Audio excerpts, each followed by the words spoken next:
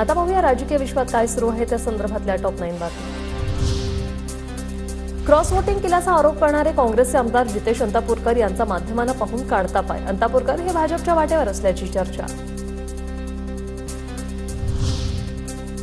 जागावाटपासंदर्भात एकत्र बसून निर्णय घ्यावा, विधानसभेच्या जागावाटपावर पवारांचं वक्तव्य। तसंच डाव्या पक्षांना काही जागा सोडण्याची शरद पवारांची सूचना। दिल्लीतील नीती आयोगाच्या बैठकीला इंडिया आघाडीचे मुख्यमंत्री जाणार नाही, संजय राऊतांची माहिती। भाजपने विधानसभेत 288 जागा लढवाव्या, नारायण राणेंचं वक्तव्य। तर भाजप 288 जागा लढणार असल्यास महायुती कशाला आहे, नरेश म्हस्केंचा राणेंच्या वक्तव्यावर आक्षेप। अमित शहांना फडणवीसांच्या नेतृत्वाचं सरकार आणून शिंदेना बाजूला करायचंय, बीडमधील सभेत जयंत पाटलांचं मोठं वक्तव्य।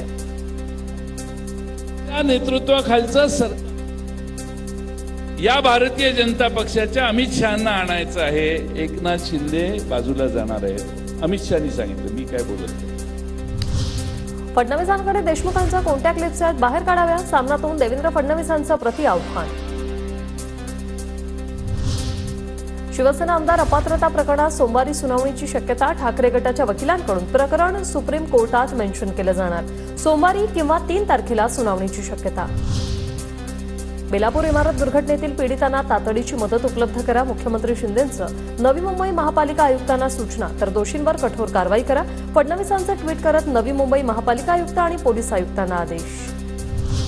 पिंपरी चिंचवड पालिकेकडून खेडकर कुटुंबियांच्या थर्मोवेरिटा कंपनीचा लिलाव होण्याची शक्यता, कंपनीचा 2,72,000 कर थकीत।